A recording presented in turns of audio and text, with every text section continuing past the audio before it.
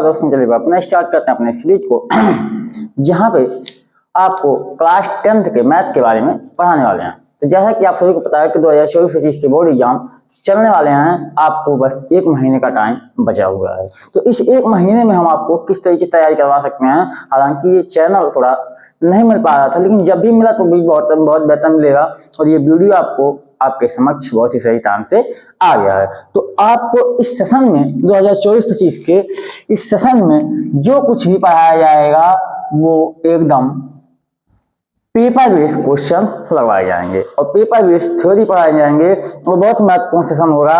आपको ये बहुत अच्छे तरीके से समझ में भी आएगा। तो चलिए स्टार्ट करते हैं कि हमारा सबसे पहला चैप्टर मैथ का कौन सा होता है। तो हमारे पहले चैप्टर में आएगा रियल नंबर। ये रियल नंबर क्या होता है, कैसे होता है और क्यों होता है, यदि ये सब जानना है तो हमारे इसी चैनल पे वीडियो पड़ा है और उस वीडियो में बहुत बेहतरीन से पूरे विस्तार से इस क्वेश्चन को पूरे चैप्टर को खत्म किए हैं, उसको आप देख सकते हैं। यहाँ पे हम इस सिलेबस में क्लास 10 के चैप्टर 1 रियल नंबर के चैप्टर में क्या चीज है और उसके क्वेश्चन कैसे सॉल्व होते हैं, बस उन्हीं चीजों के बारे में बताएंगे। मतलब बात करते हैं कि 2024-25 के बोर्ड एग्जाम में क्या आने वाले हैं, कटे हुए सिलेबस को भी उसी से केवल कवर करने वाले हैं। तो चलिए देखते हैं कि हमारा वास्तविक संख्या में सबसे पहला टॉपिक क्या होता है। तो सबसे पहला टॉपिक हमारा कुछ ऐसा मिल जाएगा कि देखेंगे तो कुछ ना कुछ पार्ट कट गया। कटे हुए पार्ट के बारे में हम अध्ययन करने वाले नहीं है। हम सबसे पहला टॉपिक देखते हैं इसका, जो हमारा आता है अंक गणित की आधारभूत परिमेय। अंक गणित की आधारभूत परिमेय। ये अंक गणित की आधारभूत परिमेय क्या होती है, इस चीज को पूरे विस्तार से आपको कुछ यहाँ पे मिल जाएगा। हम यहाँ पे आपको शॉर्ट में बताने वाले हैं कि अंक गणित की आधारभूत संख्या हमको बताती है कि किसी भी भाज्य संख्या को, क्या किसी भी भाज्य संख्या को हम उसके अभाज्य संख्या के रूप में तोड़ सकते हैं, अभाज्य गुणनखंड के रूप में तोड़ सकते हैं, के रूप में तोड़ सकते हैं। अच्छा, ये अभाज्य गुणनखंड क्या होता है? पहला मतलब अभाज्य मतलब होता है जो स्वयं से कटे, स्वयं से भाज्य हो। सीधा सीधा बात करें, इस चीज को दूसरे तरीके से बोल सकते हैं कि जिसका गुणनखंड केवल 2 संख्या हो, जिसका गुणनखंड केवल 2 संख्या हो। तो जिसका गुणनखंड के 2 संख्या होते हैं, 2 संख्या मतलब या तो वो स्वयं होगा या तो 1 होगा। मतलब उसके बारे में बात करें तो 2 प्रकार की संख्या मिलेंगी, या तो स्वयं मिलेगा या तो 1 मिलेगा। ठीक, जैसे इसके बारे में बात करें कोई अभाज्य संख्या, तो अभाज्य संख्या के बारे में बात करें तो क्या 7 की संख्या के बारे में तोड़ सकता है? 7 को हम अलग अलग पार्ट में तोड़ सकते हैं? नहीं, इसका गुणनखंड केवल निकलेगा 1 और 7। ये गुणनखंड क्या बना होता? अभाज्य तो समझ में आएगा, जिसको हम तोड़ नहीं पाएंगे उसको बोलेंगे अभाज्य, और जो टूट जाएगा हो जाएगा भाज्य। लेकिन गुणनखंड क्या होता है? तो एक नाम छोटा सा देख लेते हैं, गुणनखंड क्या होता है। इधर आ जाएंगे, गुणनखंड ये क्या होता है, क्योंकि छोटी छोटी चीजें जाकर के आगे क्वेश्चन से बजा देती हैं। तो गुणनखंड मान लीजिए हमारे पास लिखा है 20, इसका गुणनखंड कितना निकलेगा? तो वो सभी खंड, यानी गुणन मतलब होता है गुणा, खंड मतलब होता है खंड, यानी ऐसा खंड जो गुणा के रूप में रखा गया हो उसको बोलते हैं गुणनखंड। यानी किसी संख्या को जब हम गुणा के रूप में टुकड़े टुकड़ों में तोड़ देते हैं तो उसके खंड खंड टुकड़े को बोलते हैं गुणनखंड। जैसे यदि 20 को हम तोड़ना चाहें तो 20 को लिखते हैं 1 गुणे 2 दूनी 4 5 20, यानी उसको 1 2 2 और 5 के टुकड़े में तोड़ सकते हैं। या फिर इसको तोड़ना चाहें तो 1 गुणे 20 के रूप में हम तोड़ सकते हैं। तो क्या ये अभाज्य गुणनखंड के रूप में नहीं टूटे? पहला नंबर कि ये जो भी टूटा है इसको बोलते हैं हम गुणनखंड,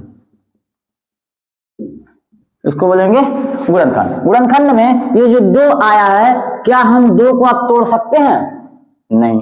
5 को और ज्यादा तोड़ सकते हैं? नहीं। तो ये सब जो संख्या मिली है इनको बोलेंगे अभाज्य गुणनखंड, अभाज्य गुणनखंड। क्या बोलेगा हमारा? अभाज्य गुणनखंड। तो अभाज्य गुणनखंड क्या होता है, भाज्य गुणनखंड क्या होता है, उसके बारे में जान लेंगे। तो यही हमारा बोलता है आधारभूत संख्या कि किसी भी भाज्य संख्या के अभाज्य को हम तोड़ सकते हैं। हाँ, जो भाज्य संख्या होता है उसके अभाज्य गुणनखंड के रूप में हम तोड़ सकते हैं और वो अद्वितीय गुणनखंड निकलेगा। इससे ज्यादा हमारे फर्स्ट थ्योरम में कुछ नहीं है भाई। और इस थ्योरम के आधार पे बहुत सारे क्वेश्चन करवा रहे हैं, आपको सीधा सीधा बोल दिया जाएगा इसका गुणनखंड कितना होगा, तो इतना होगा गुणनखंड। लेकिन इसी चीज को ऐसे लिख करके दे देता है और आप तुरंत परेशान हो जाते हैं कि आखिर ये क्या चीज लिख करके दे दिया है। तो इसके पावर के रूप में दे दिया है 2 पावर 1 इंटू 5 पावर 1, या फिर इसको इस तरीके से लिख करके दे सकता है कि 2 पावर 2 इंटू 5 पावर 1। क्यों? क्योंकि भैया 1 का मतलब कुछ नहीं होता, तो 1 का मतलब होता है उसमें गुणा करेंगे मल्टीप्लाई 1 हो, मतलब वही संख्या आ जाएगा। तो ये हो गया हमारा अंक गणित के आधारभूत परिमेय, जो सबसे छोटा परिमेय है और इसमें ये 2-3 टर्म होते हैं जो इस पूरे परिमेय को बजा करके रख देते हैं। ठीक, अगला थ्योरम देखते हैं कि हमारा अगला थ्योरम क्या होता है। हाँ, अगले थ्योरम के बारे में बात करते हैं। क्या अंक गणित के आधारभूत परिमेय, इसमें आप सीखे हैं कि एक भाज्य संख्या क्या होता है और अभाज्य संख्या क्या होता है, साथ ही साथ हमारा गुणनखंड क्या होता है। इन 3 चीजों के बारे में सीखे हैं और यही 3 चीज छोटे छोटे हैं जो आपको चल करके आगे परेशान करेंगे और इसी पर छोटे छोटे क्वेश्चन आएंगे और आपको लगाने में दिक्कतें उत्पन्न कर देंगे, नहीं लगा पाएंगे। ठीक, अगला टाइप इसमें देखते हैं हम आखिर क्या होता है, किस चीज के बारे में बात करते हैं। तो इसी से रिलेटेड एक क्वेश्चन पूछता है कि कोई भी संख्या 0 पे कब समाप्त होगा। तो 0 पर समाप्ति क्वेश्चन हालांकि पेपर में तो बहुत ज्यादा पूछा जाता है, लेकिन ये बता समझा नहीं पाते हम कोई चीज 0 पर कब समाप्त होगा। इस टाइम के बारे में समझ लेते हैं थोड़ा बहुत कि मान लीजिए कि हमको 5 और 0 लिखना है, मतलब ये अंतिम वाला इकाई का अंक 0 होना चाहिए, मतलब वो समाप्त होना चाहिए किस पे, 0 पे। तो ऐसी सबसे छोटी संख्या कौन होती है जो 0 पे समाप्त होगी। तो तोड़ते जाएं तो 0 पे समाप्त होने वाली सबसे छोटी संख्या मिलती है 10। 0 पे सबसे छोटी संख्या मिलती है 10। अभी बोला गया है कि आधारभूत परिमेय के द्वारा किसी भाज्य संख्या को अभाज्य संख्या के रूप में हम तोड़ सकते हैं। तो क्या इस 50 को हम तोड़ें तो क्या 10 के रूप में कुछ मिलेगा? हाँ भाई, मतलब बिना 10 के कोई संख्या 0 पे समाप्त नहीं हो सकता। क्या बोल रहे हैं, मतलब बिना कोई संख्या 0 पे समाप्त हो रही है तो उसका एक टुकड़ा, एक गुणनखंड 10 के रूप में होगा। हम इस चीज को कुछ इसी तरीके से बताने वाले हैं कि भाई मेरे 10 पे समाप्त होने के लिए उसका एक गुणनखंड, मतलब जो आधार वाला है, हर ना बोल करके इसको हम बोलते हैं, आधार जो होगा वो 10 पर समाप्त होगा, 10 पर समाप्त होगा। 10 पर समाप्त होने का मतलब यदि मान लो यदि 10 पर कोई भी घात लगा दिया जाए, इसको बोलते हैं आधार, और ये होता है घात। तो इसका आधार यदि 10 के टुकड़े के रूप में है वो 0 पे समाप्त होगा, मतलब 0 पे समाप्त नहीं होगा। यानी हम देखना चाहें तो इन संख्याओं में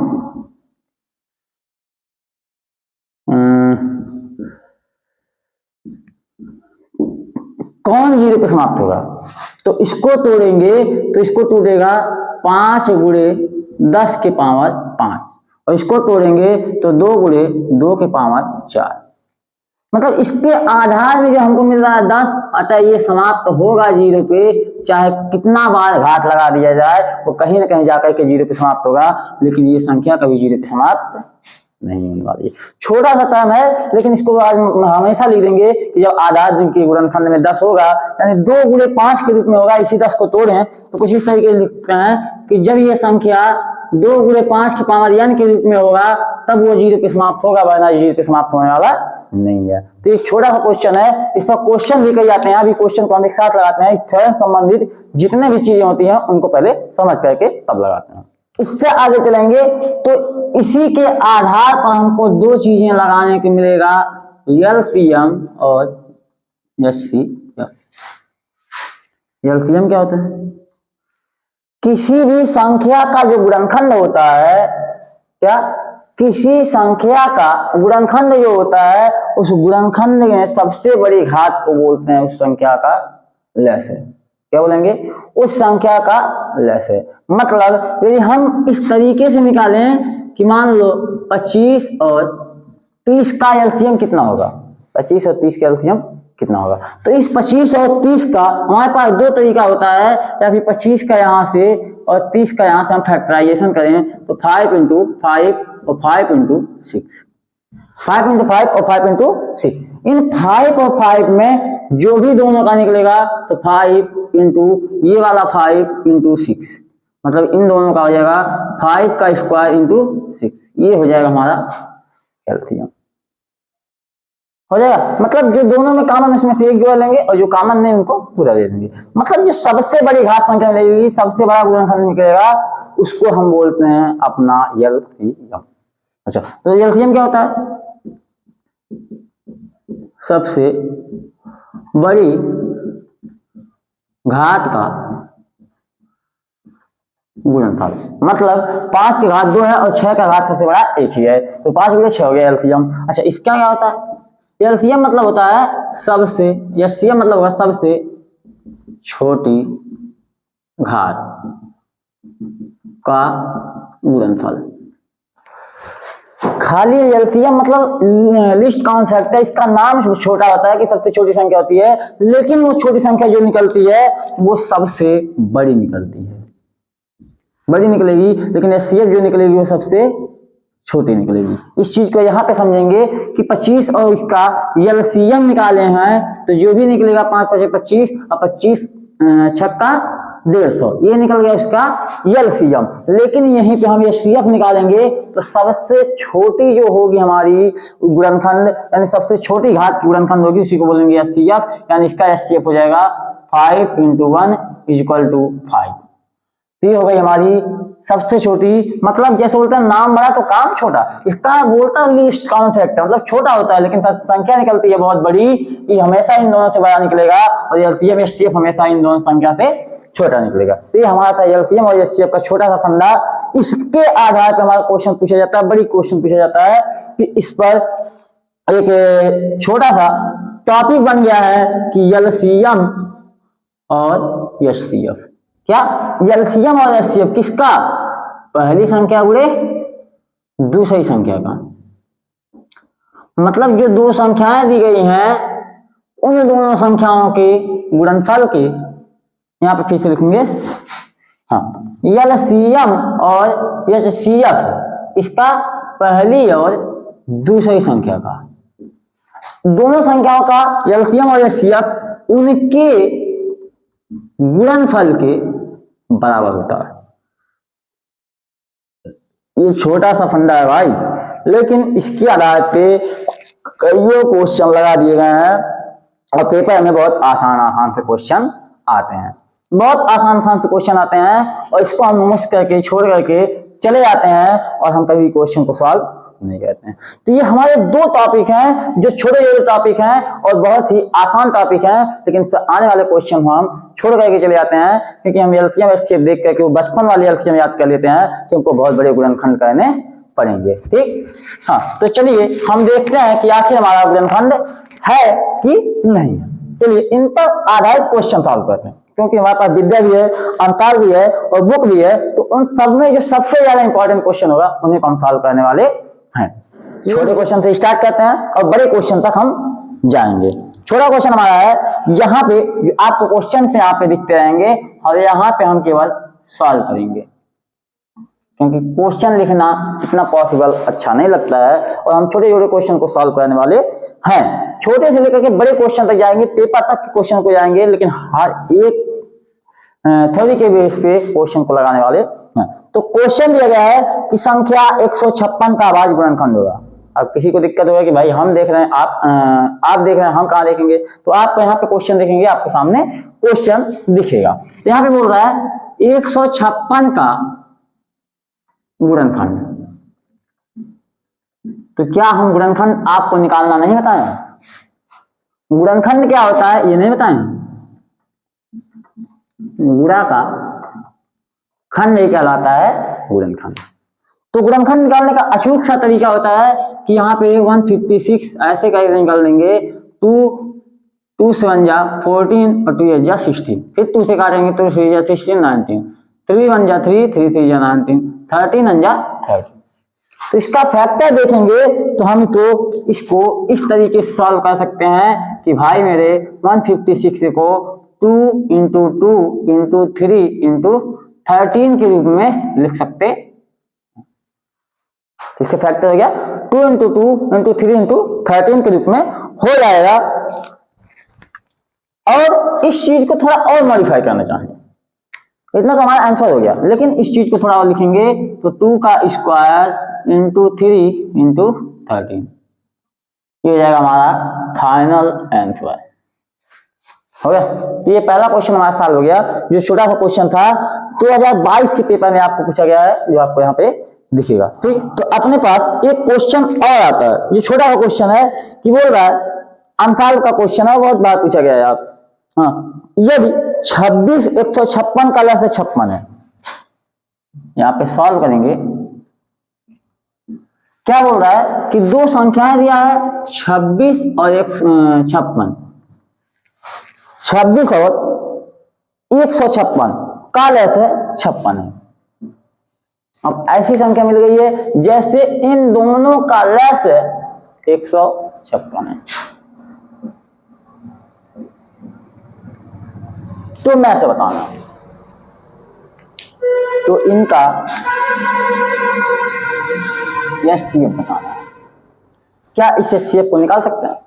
निकालेंगे तो बहुत बड़ा जाएगा। तो इसके लिए हम आपको एक फार्मूला बताए थे जिसमें एलसीएम गुणे एचसीएफ था बराबर पहली संख्या गुणे दूसरी संख्या। ये फार्मूला आपको याद है? नहीं याद है तो यहां देख लेंगे, एलसीएम गुणे एचसीएफ बराबर पहली संख्या गुणे दूसरी संख्या।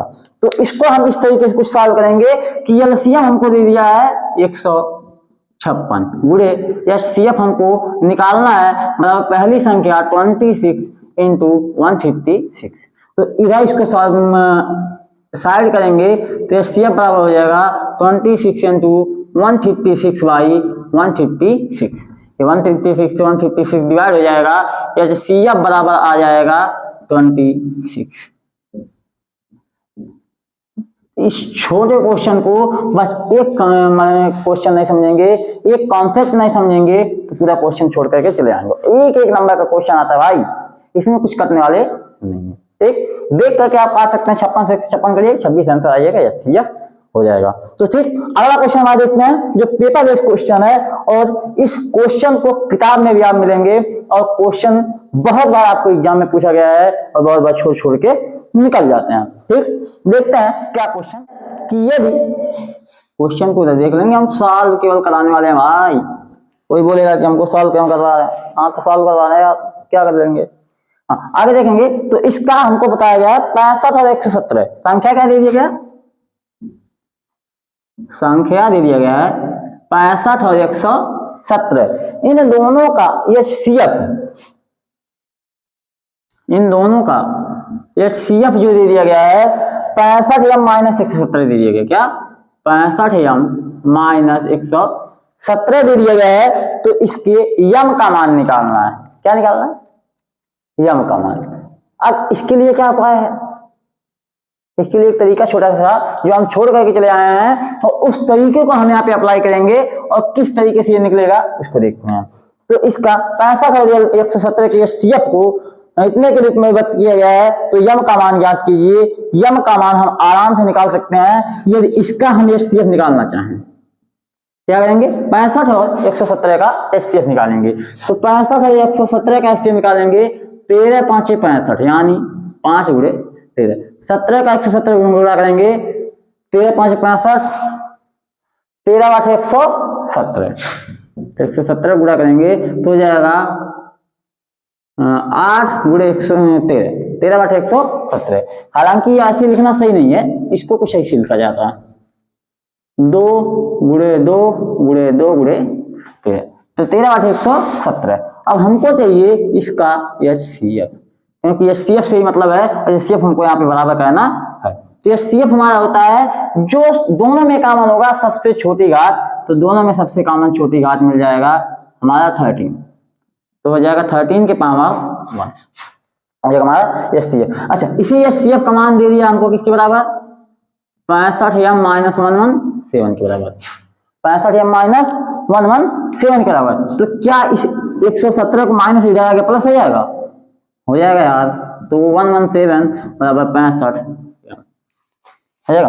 17 3 20 और 10 30, तो ये जाएगा 130 बराबर 65 यम, यम गुणा है इधर आएगा तो फिर भाग हो जाएगा, तो 130 बटे 65 बराबर यम हो जाएगा। अच्छा, 6 दूनी 12 और 5 दूनी 10 हो गया 130, 2 बार आ जाएगा, यानी यम का मान निकल गया हमारा 2।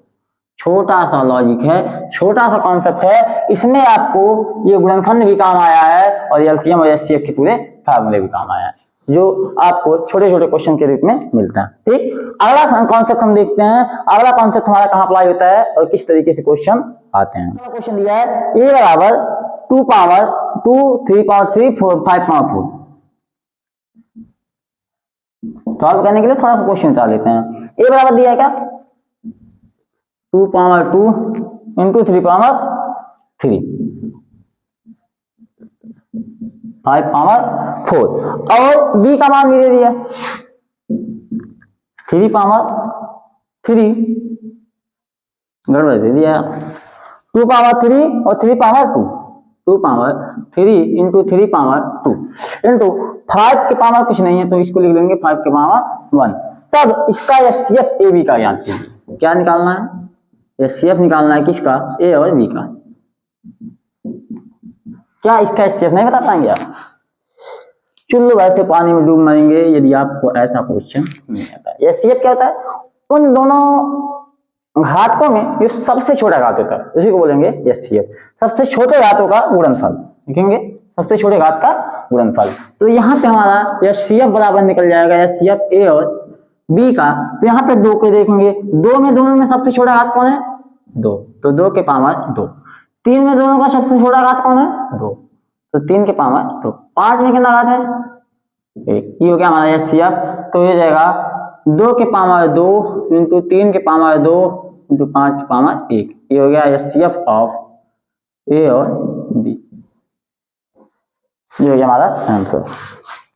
तो बहुत सारे वैकल्पिक क्वेश्चन ऐसे छोटे छोटे क्वेश्चन आएंगे जो आपको बजा के रखेंगे और ये छोटे छोटे क्वेश्चन सॉल्व करते निकल जाएंगे। चलिए इस चैप्टर को हम पूरा एक बार खत्म करते हैं, 2-3 कॉन्सेप्ट हैं उसको सॉल्व करते हैं, उसके बाद हम पूरे चैप्टर को एक ही बार में खत्म करने वाले हैं।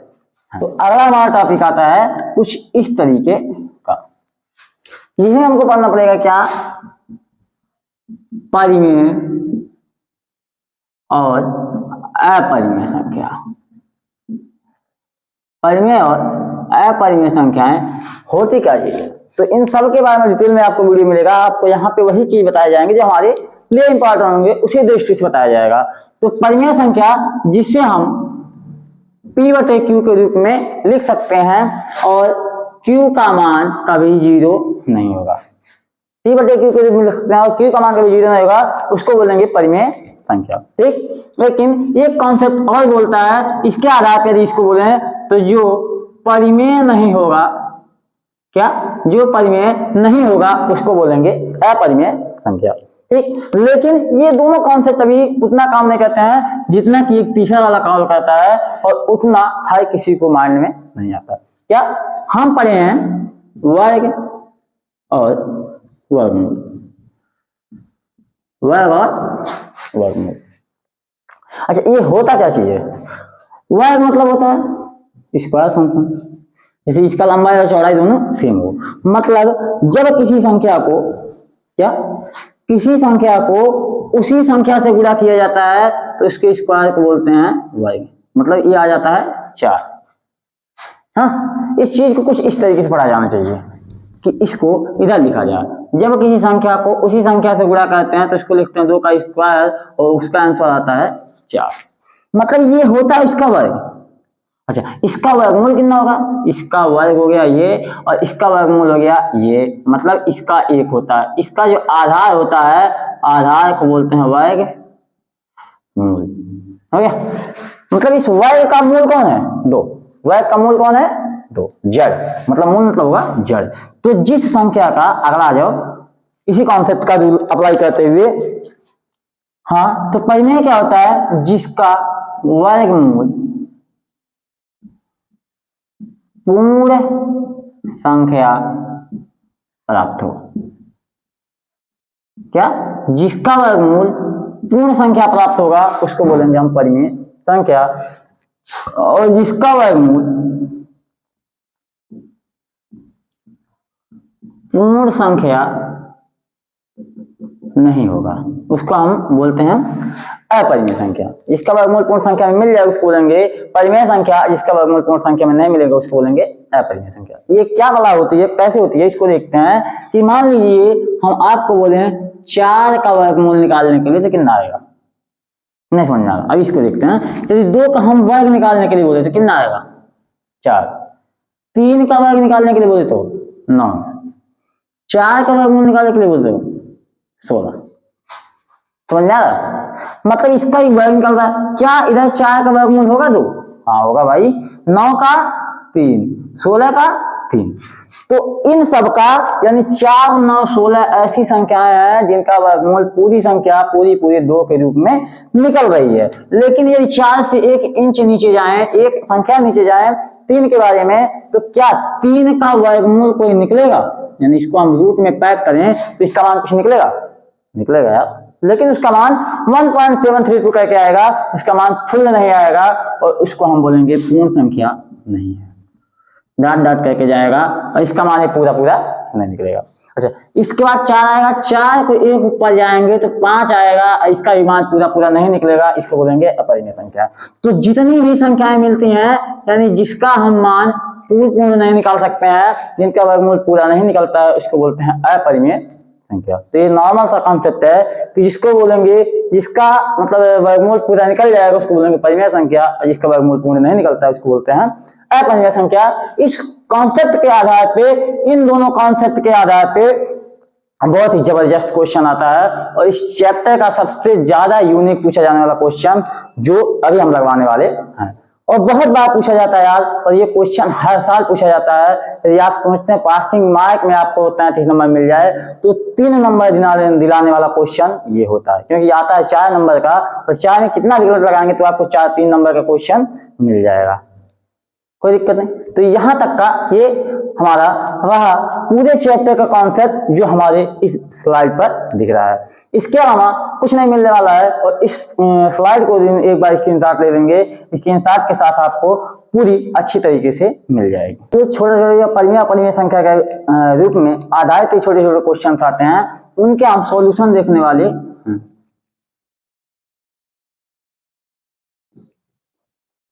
आपको क्वेश्चन यहाँ पे मिलेंगे, बस इसमें कुछ नहीं बोलता है, बोलेगा रूट ऑफ 2 एक अपरिमेय संख्या है, अपरिमेय संख्या है। इसको हमको सिद्ध करना है कि क्या ये अपरिमेय संख्या है या फिर नहीं। तो नहीं वाला कोई ऑब्जेक्शन नहीं होगा, क्योंकि हमको ये अपरिमेय संख्या बोल दिया, इसको सिद्ध करना है। तो हम ये जानते हैं कि अपरिमेय संख्या के बारे में कुछ नहीं जानते हैं। कितना जानते हैं कि अपरिमेय संख्या के बारे में कुछ नहीं जानते। क्यों? क्योंकि अपरिमेय संख्या वो संख्या हो जो तो परिमेय नहीं होता। ठीक, यदि इसका वर्गमूल निकल गया तो भी परिमेय नहीं होगा भैया। उस तरीके का क्वेश्चन, हम अपरिमेय संख्या के बारे में कुछ नहीं जानते हैं तो इसको हम क्या करेंगे, पहले सिंपल सा फंडा है, चाहे रटा रटाया मानिए चाहे कुछ भी करके मानिए, इस क्वेश्चन को हमको ऐसे ही लगाना पड़ता है कि माना रूट ऑफ 2 एक परिमेय संख्या। अब किस बच्चे के दिमाग में आएगा यार कि इसको परिमेय संख्या ही क्यों मानते हैं? हो गया परिमेय संख्या क्यों? क्योंकि भाई हम अपरिमेय संख्या के बारे में ज्यादा जानते नहीं है। तो परिमेय जैसे मान लो इस कुप्पी के बारे में हम बात करें कि कुप्पी को हम चेक करें, इधर नहीं लगेगा तो इधर आराम से लगेगा। मतलब यदि एक सिक्के को उछालने पर यदि पता चल गया कि टेल नहीं आया है तो हेड आएगा, उसी तरीके से हमारे पास अपरिमेय संख्या के बारे में ज्यादा नॉलेज नहीं होता है। अपरिमेय संख्या को ही सिद्ध करने के लिए हम पहले परिमेय मानते हैं। यदि परिमेय हो गया तो सही है, परिमेय नहीं हुआ तो हो जाएगा अपने आप अपरिमेय संख्या। ठीक, हाँ परिमेय मान लिए। अपरिमेय संख्या बोलता है कि रूट ऑफ 2 यदि परिमेय है तो इसे हम p बटे q के रूप में रख सकते हैं। ठीक, p बटे q के रूप में रख सकते हैं। लेकिन ये जहां p और q सह अभाज्य होंगे। अच्छा ये कौन वाला आ गया यार आज? सह अभाज्य संख्या है। अच्छा ये p और q सह अभाज्य संख्या क्या? सह मतलब साथ साथ, अभाज्य मतलब ना कटे, मतलब एक साथ ना कटे। हो गया? ठीक, कोई दिक्कत नहीं, छोटी छोटी चीजें होती नहीं समझ में आती यार। हाँ तो ये एक साथ ना कटे उसको बोलेंगे सह अभाज्य संख्या। अब क्या इससे एग्जांपल दी, ये तो वो अभी क्वेश्चन से मिल जाएंगे। अच्छा ये हमारा अगला टॉपिक हो गया। अच्छा अब इसको क्या कर सकते हैं भाई? हमको रूट हटाना है, रूट नहीं हटाएंगे तो पता नहीं चलेगा। अच्छा रूट हटाने के लिए दोनों तरफ वर्ग करने पर, जब दोनों तरफ हम वर्ग करेंगे तो रूट ऑफ 2 का स्क्वायर हो जाएगा बटे p बाई q का स्क्वायर हो जाएगा। यानी रूट ऑफ 2 का निकालेंगे, स्क्वायर निकालेंगे तो स्क्वायर से रूट हट जाएगा, यानी 2 बराबर आ जाएगा p स्क्वायर बटे q स्क्वायर।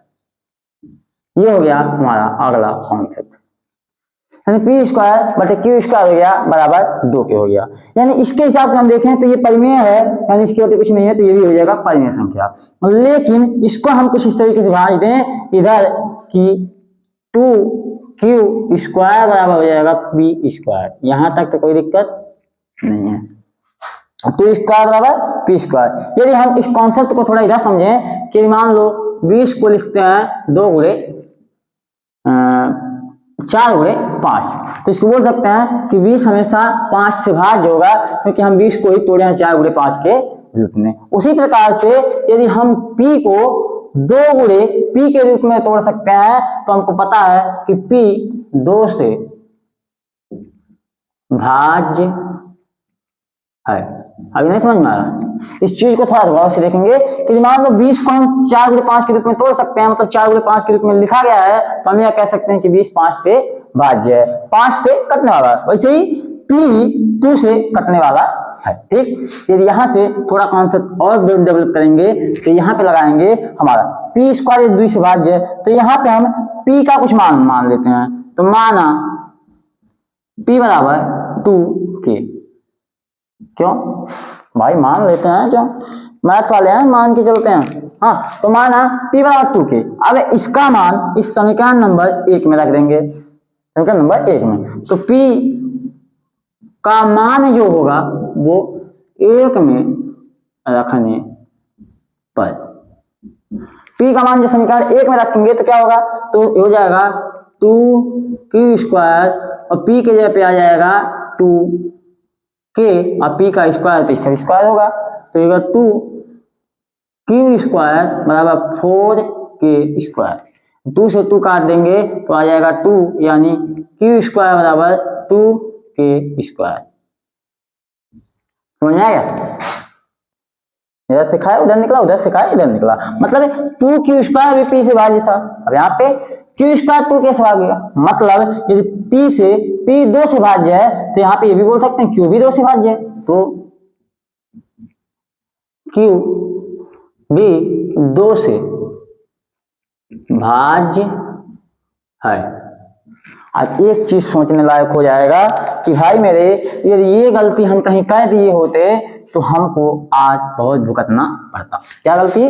कि यदि हम इसको नहीं माने थे कि वो परिमेय मान करके लगाए होते तो हमारा क्वेश्चन पूरी तरीके से रद्द था। हम यहाँ पे एक मेन पॉइंट नोट कर लिए थे, p और q सह अभाज्य है, मतलब एक ही संख्या थे नहीं कटने वाली हैं, यही हमारा क्वेश्चन सॉल्व करवा देगा। मतलब यहाँ पे हम बोल रहे सह अभाज्य, मतलब एक संख्या नहीं करेगा, लेकिन हम यहाँ पे आ रहे हैं P 2 से विभाज्य है और Q 2 ही से विभाज्य है। मतलब P अतः P और Q दोनों किससे भाज्य हैं?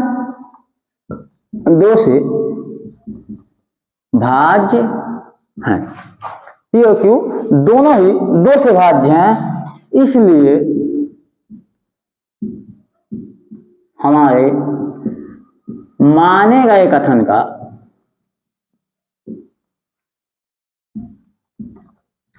उल्टा मिलता है, विरोधाभास मिलता है। तो विरोधाभास प्रकट होता है, विरोधाभास प्रकट होता है। जो चीज हम माने थे क्या, किससे अभाज्य है, मतलब वो अभाज्य हो गया। अच्छा ये माने थे, इससे पहले माने थे, अतः ये जो होगा रूट ऑफ 2 एक अपरिमेय संख्या होगा। अतः रूट ऑफ 2 एक अपरिमेय संख्या है। मतलब हम यहाँ पर पे प्रूव करके दे दिए कि भाई ये हमारा जो रूट ऑफ 2 है एक अपरिमेय संख्या है। कैसे है? क्योंकि हम मान रहे हैं कि P और Q दोनों से अभाज्य होंगे, मतलब एक ही संख्या से नहीं कटेंगे और आगे चल के कट गई, और वो परिमेय मान करके हम काट रहे थे, परिमेय है ही नहीं, तो क्या हो जाएगा? अपरिमेय संख्या। इस क्वेश्चन को आपको बोर्ड पेपर में बहुत ज्यादा बार रिपीट करेगा। इस क्वेश्चन के आधार पर यही कॉन्सेप्ट हमेशा लगेगा यार, इस कॉन्सेप्ट के अलावा कुछ भी नहीं है, बहुत आसान तरीका है। बस इसमें क्या करना है, एक बार रिवाइज कर लो, P और Q का दोनों का मान निकालना है, मतलब मानेंगे P और Q बचे, दोनों का स्क्वायर हटाने के लिए दोनों को स्क्वायर करेंगे। स्क्वायर कहते ही हमको पता चल जाएगा कि भाई P या Q एक कांस्टेंट जो होगा वो एक ही संख्या से डिवाइड होगा, तो जो डिवाइड होगा उसको लिख देंगे P और Q से भाज्य है। और अगर ये कॉन्सेप्ट अप्लाई करेंगे, जैसे ही कुछ ना कुछ मान मानेंगे। अच्छा जैसे यहाँ पे 2 है तो 2 ही मानेंगे, क्योंकि 2 से 2 हमको काटना है यार। हाँ तो 2 से 2 काट देंगे और ये पूरा कट जाएगा, वही संख्या P Q से 2 से भाज्य हो जाएगा। मतलब P और Q जो कांस्टेंट मानेंगे, चाहे A भी माने P और Q माने, दोनों एक ही से भाज्य हो जाएगा। हम इसको देख हम दिखा सकते हैं कि सहभाज्य है और सहभाज्य चला जाएगा परिमेय संख्या। यदि यहाँ पे सहभाज्य मान लेते हैं तो हमारा क्वेश्चन गलत लगा देंगे, हमेशा इसको सह अभाज्य संख्या मानना पड़ेगा।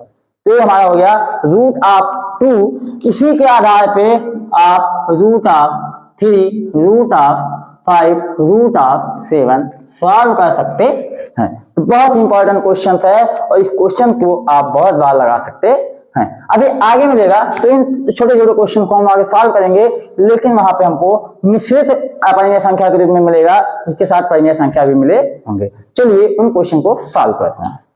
अगला नया क्वेश्चन मिल गया है जो 2019 और 22 फिलहाल पेज में ही पूछा था, तो बहुत बार क्वेश्चन पूछा जाता है। ये बस यही था, रूट ऑफ 2 बस ये जगह पे रूट ऑफ 3 दे दिया, तो दोनों क्वेश्चन को सॉल्व करेंगे, बस नंबर सामने देख करके सॉल्व करेंगे भाई। बोर्ड पेपर में टाइम का वेस्टेज नहीं करना है, क्योंकि वो अपना घर नहीं होता है, वहां पे अपना कोई टीचर नहीं होते हैं, तो टाइम को ध्यान में रख करके कॉल करेंगे। मतलब हम दोनों तरीके से सॉल्व करना बताएंगे और दोनों तरीके से आप सॉल्व करके आएंगे। चलिए देखते हैं क्वेश्चन क्या होता है। हाँ तो क्वेश्चन आपको मिल जाएगा कि सिद्ध कीजिए 5 रूट ऑफ 3 एक अपरिमेय संख्या। क्या? 5 प्लस रूट ऑफ 3 आपको क्वेश्चन मिल जाएगा, आप कोई दिक्कत नहीं है।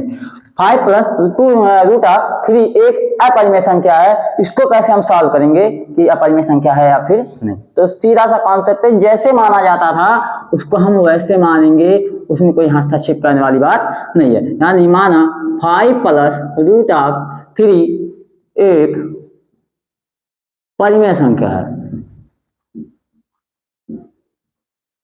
परिमेय संख्या है, इतना मान लीजिए तो काम चलने वाला है नहीं, जब तक इसको नहीं मानेंगे। यदि परिमेय संख्या है तो एक स्टेप थोड़ा और आगे चलेंगे, जल्दबाजी कुछ नहीं करने का, मतलब P बाई Q के रूप में लिख देने का, मतलब P बाई Q के रूप में। ठीक, आगे इस चीज को हम थोड़ा और कुछ मॉडिफाई करके लिखे थे कि भाई हमारे P और Q एक सह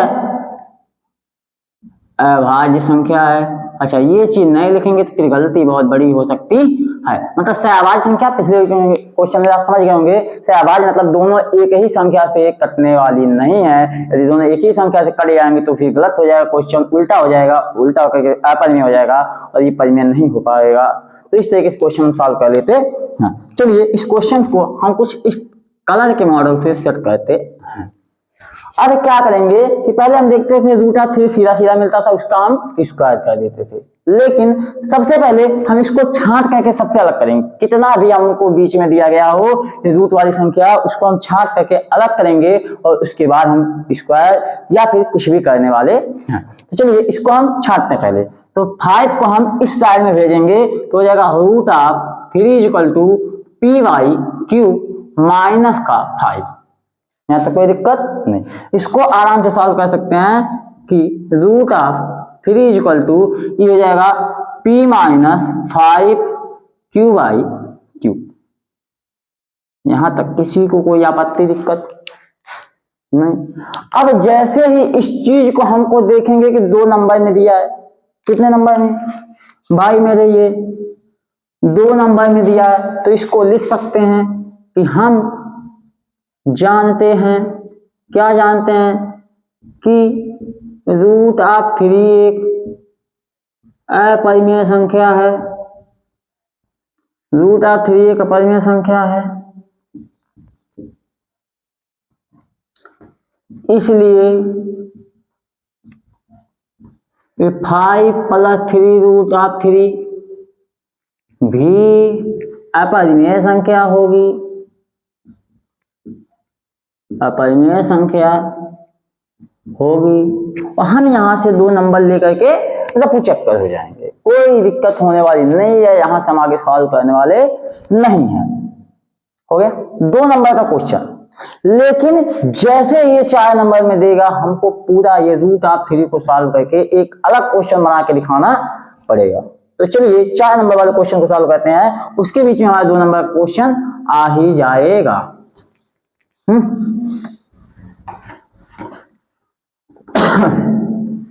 हाँ, तो यहां तक हो गया हमारा 2 नंबर का क्वेश्चन। इसके नीचे लिख देंगे, भाग जाएंगे, कोई दिक्कत नहीं। लेकिन जैसे ही √3 आएगा तो इसको हम अलग क्वेश्चन बनाएंगे। माना √3 = p/q। p/q मतलब p और q सहअभाज्य संख्या है भाई। हाँ, तो यहाँ पे मानेंगे जैसे ही √3 मिलेगा तो माना √3 एक परिमेय संख्या है। तो √3 एक अलग क्वेश्चन ये बन जाएगा यार, √3 वाला पुराना प्रोसेस आ जाएगा। √3 एक परिमेय संख्या होगा तो √3 p/q, यहाँ पे p और q दोनों सहअभाज्य संख्या है। मतलब वो पहले वाले बोल दिए हैं, ऊपर वाला बोल दिए, कोई दिक्कत नहीं होने वाला। हाँ, सहअभाज्य संख्या, तो इसका हमको स्क्वायर हटाना है। तो इसका स्क्वायर हटाने के लिए दोनों तरफ वर्ग करने पर, जब दोनों तरफ हम वर्ग करेंगे तो क्या निकलेगा, √3 का स्क्वायर बराबर p/q का स्क्वायर। यहां तक किसी को कोई आपत्ति ना ना ना भाई, यहां तक कोई दिक्कत नहीं। लेकिन √3 को जैसे स्क्वायर करेंगे तो ये रूट और स्क्वायर अपने आप कैंसिल हो जाएंगे, 3 बराबर होगा p²/q²। ठीक, अच्छा इस तरीके से इसको सॉल्व करेंगे तो इधर आएगा कितना हो जाएगा 3q² बराबर p²। तो इस चीज को हम आगे बता चुके हैं कि इसके गुणनखंड के रूप में लिखा है, यानी 50 को हम लिखना चाहें 5 × 10, तो इसको हम लिख सकते हैं कि भाई 5 से 50 कटने वाला है, मतलब 50 5 से हम भाग दे सकते हैं। तो वैसे ही p² 3 से भाज्य है, भैया भाज्य है, कट जाएगा। हाँ, p² 3 से भाज्य है, तो माना p = 3k, p = 3k। तो अब p का मान तो निकाल 1 में रख देंगे, p का मान 1 में रखने पर, ठीक। पी का मान समीकरण 1 में रखेंगे, पूरा काट ले आप। हाँ, पी का मान समीकरण 1 में रखेंगे, यहां तक कोई दिक्कत नहीं। पी का मान जैसे ही समीकरण 1 में रखेंगे तो समीकरण 1 क्या था, 3q²। अब पी स्क्वायर था, पी के जगह पे आ जाएगा 3k का स्क्वायर, तो ये जाएगा 3q² बराबर 3 3 या 9k² और 3 3 या 9 हो जाएगा, यानी q² बराबर हो जाएगा 3k²। हो गया 3k²। यहाँ तक किसी कोई आपत्ति दिक्कत नहीं होने वाली है। अच्छा, ये चीज जैसे ही होने वाला है तो हम इसको लिख सकते हैं कि भाई q² भी 3 से भाज्य है। इसके नीचे लिख सकते हैं कि अतः P और Q दोनों से भाज्य हैं, जो विरोधाभास प्रकट करते हैं। उसके बाद आता है √3 एक अपरिमेय संख्या है, अपरिमेय संख्या है, और 5 + √3 भी एक अपरिमेय संख्या होगी। 5 + √3 भी एक अपरिमेय संख्या होगी। इस तरीके से चाहे यहाँ पे प्लस हो चाहे माइनस हो, सबको एक प्रोसेस है कि इसको हम सबसे अलग करेंगे। जैसे रूट ऑफ वाला अलग हुआ तो रूट ऑफ वाला को एक अलग क्वेश्चन मान करके सॉल्व करेंगे, और इस तरीके के क्वेश्चन आपको हजारों क्वेश्चन पेपर में पूछे जाते हैं और आप छोड़ करके चले जाते हैं। तो यहाँ तक हमारा था चैप्टर नंबर 1 का सबसे इंपॉर्टेंट क्वेश्चन, और यहाँ तक का हमारा चैप्टर पूरा खत्म होता है। बस इसी जगह पे आएगा 5 + √3 करके, या फिर 5 - √3 करके, या फिर कुछ क्वेश्चन ऐसे दे देंगे कि 2 √3 बराबर हो जाएगा, तो इसको क्या करेंगे, बराबर p/q मानेंगे, और ये 2 को इधर डिवाइड करेंगे, यानी √3 बराबर p/q × 2। मतलब करना क्या है कि इस जैसे पूरे जंजाल में से, पूरे जंजीर में से हमको रूट को अलग करना है और एक नया क्वेश्चन बना करके सॉल्व करना है। तो इस वीडियो के साथ हम पूरा चैप्टर खत्म करते हैं। यदि आपको लगता है कि कुछ बचा हुआ है इस चैप्टर में, तो आप वीडियो के नीचे कमेंट करेंगे, और बेहतरीन वीडियो में आपको एक छोटे से वीडियो क्लिप में आपको अच्छे समझा दिया जाएगा। मिलते हैं अगले वीडियो में, जहां पे आपको अगला चैप्टर, पूरा चैप्टर एक ही साथ खलास मिलेगा। जय हिंद, जय भारत।